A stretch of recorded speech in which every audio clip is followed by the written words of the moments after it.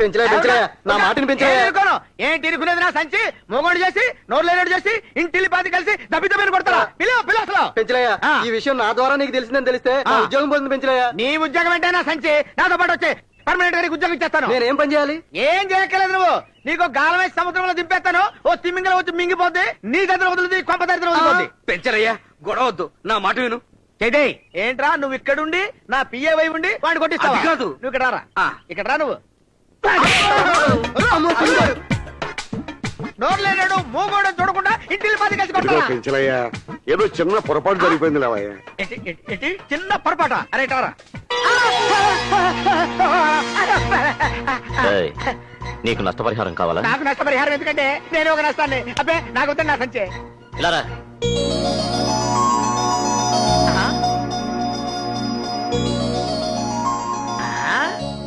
మా బెబ్బే గాడే. బెబ్బే, మా ఆఫీస్ లో ఉద్యోగం ఇచ్చాను, 5000 రూపీస్ శాలరీ చాలా. అబ్బే చాలండి చాలు. మళ్ళీ గొడవ చేస్తావా? గొడవ? మీతో నా గొడవ ఏంటండి నా సంచి? ఏదో మీరు వచ్చారు చూసిపోదాం కదా అంతే. ఏమండి 5000 పైన ఏమైనా వస్తుందా? పైన ఇంకో 2000 వరకు రావచ్చు. ఇంకా 2000? మొత్తం 7000 అన్నమాట.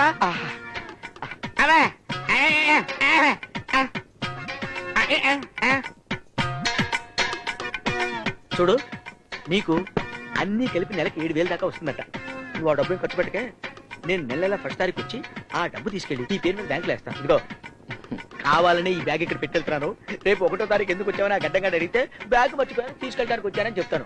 ఆ బ్యాగ్ లో నువ్వు డబ్బులు పెట్టు, నేను తీసుకెళ్తాను. ఓకే? బ్యాగా బ్యాగా బ్యాగా. ఓహో జీ ఆప్కా బ్యాగ్ భూల్ గయే. ఓహో, నేను బ్యాగ్ మర్చిపోయాను చెప్తున్నాను నువ్వు నాకు. వీడికి మాటలు రావు. బ్యాగా బ్యాగా ఇది మాత్రం వచ్చు. అమ్మో ఆ గడ్డగాడు వచ్చాడంటే బ్యాగా బ్యాగా. తీసుకెళ్తావా? Madam good morning. ఏంటో పొగరు, ఆ ఫోన్ చేసింది నువ్వేనని సికింద్ర నీకు చెప్పడానికి వెళ్తున్నా. ఆ లెటర్ రాసింది నువ్వేనని నేను చెప్తాను. చెప్పు. నమస్తే మేడం, అతను మూగవాడు, అతనితో మాట్లాడండి మేడం. Okay okay. సర్లే మోహన్ చూడ లోపలికి వెళ్ళిపా. గుడ్ మార్నింగ్ భయ్యా. Good morning. రామ్మా కూర్చో. సికింద్ర భయ్యా, మన ఆఫీస్ లో పనిచేయాలంటే చాలా తెలివి ఉండాలి. నీకు తెలుసుగా, ఆ మూగోడు ఏం పని చేస్తాడే ఇంత పెద్ద జాబ్ ఇచ్చా. అతనికి ఎంతో కొంత ఇచ్చి పంపించేయి. అతనికి నోరు లేకపోయినా చాలా తెలివైనవాడు. మన పెండింగ్ అకౌంట్స్ అన్ని 2 రోజుల్లో కంప్యూటర్ లో ఫీడ్ చేశాడు. అయినా నువ్వేంటి ఆఫీస్ మ్యాటర్స్ లో ఇంటర్ఫియర్ అవుతున్నావు? ఇంకెప్పుడు ఇంటర్ఫియర్ అవ్వకు, వెళ్ళు.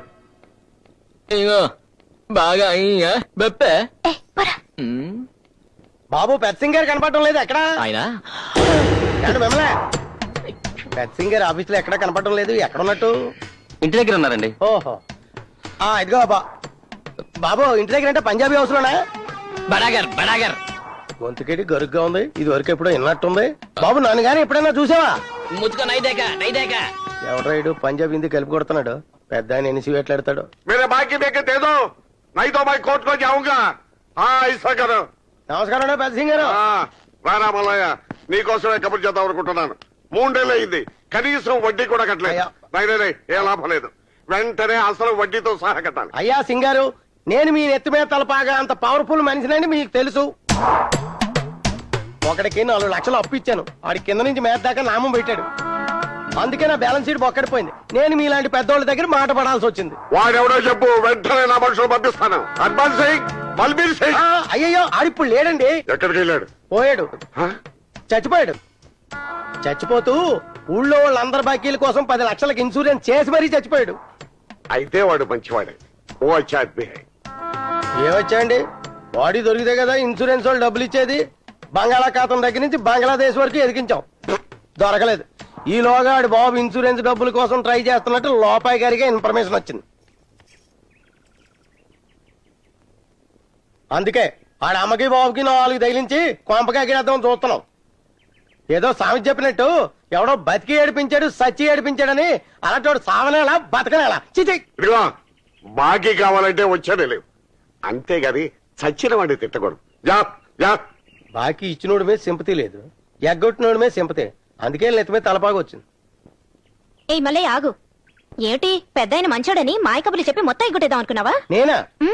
ఎవడో బాకీ అని ఇన్సూరెన్స్ అని చచ్చిపోయాడని ఇన్న బతాలా అబద్ధాలా అబద్ధాలు నేనెందుకు చెప్తాను ఆయనతోటి ఆయన నమ్మితే నమ్మొచ్చు నేను నమ్మను. నమ్మనంటే ఎలాగమ్మా, దానికి తగిన ఆధారాలు ఉన్నాయి. ఇదిగో నేను ఆడి ఫైనాన్స్ ఇచ్చినప్పుడు ఆ కంపెనీని ఆ చేత ఓపెన్ చేయించాడు. ఆ పక్కన ఉన్నది ఆడే, వెనకాల అడ్రస్ ఉంది. శవాన్ని పోల్చుకోవడం కోసం ఫోటో ఎంటెట్కి తిరుగుతున్నాం. సర్లే నువ్వు వెళ్ళు. మరి ఫోటో ఉండని మేము కూడా ఎంక్వైరీ చేస్తాం. సరే. చూసావా వీడి వెనక ఎంత కథ ఉందో. వీడు మామూలు వాడు కాదు, వాళ్ళు వెతికే డెడ్ బాడీ వీడిదే. అడ్రస్ అని చూడు. నువ్వేది సీరియస్ గా తీసుకో. వీడేదో మాస్టర్ ప్లాన్ వేసి మన ఇంట్లో చేరాడు. వీడిని తక్కువగా అంచనా వేయకూడదే. వీడిని ఎలాగైనా సరే ఇంట్లోంచి పంపించేయాలి. పూజ పూజ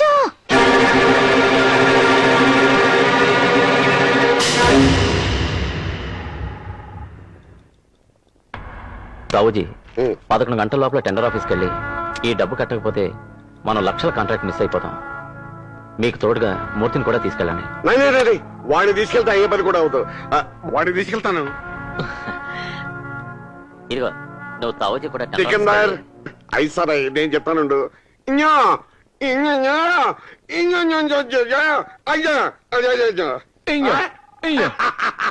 చూసావా నాకు కూడా మోగ భాష వచ్చేసింది.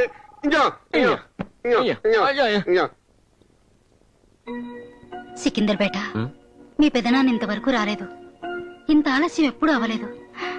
రాత్రి 10 అయింది. మాజీ టెండర్ పని మీద వెళ్ళారు కదా, అక్కడ ఆలస్యం ఉంటుంది. మీరేం కంగారు పడకండి. అది కాదు భయ్యా, పెద్ద ఆయన చాలా డబ్బుతో వెళ్లారు. పైగా ఆ మూగండి కూడా తీసుకెళ్లారు. ఆయన దగ్గర అంత డబ్బున్నట్టు అతనికి కూడా తెలుసు.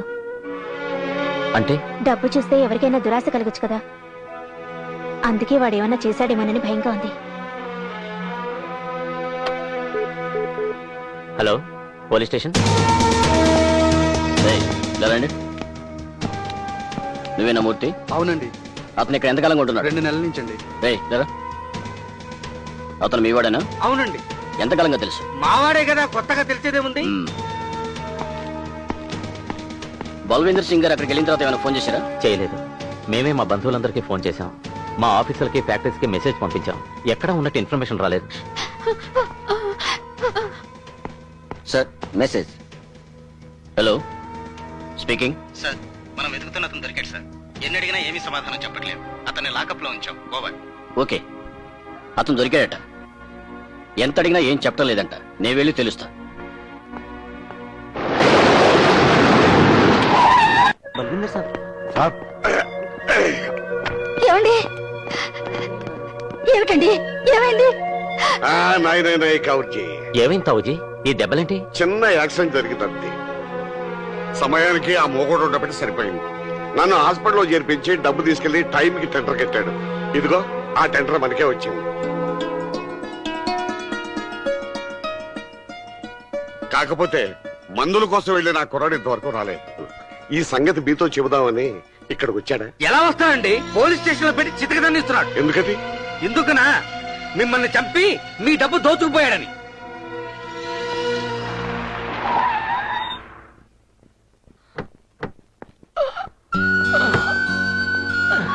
మెల్లగా దిగు.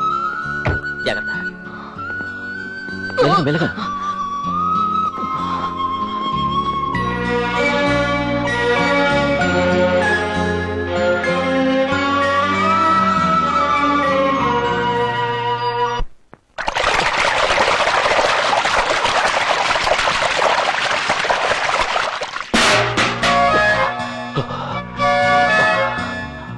బాలాజీ, జరిగిన దానికి మాకు చాలా బాధగా ఉంది.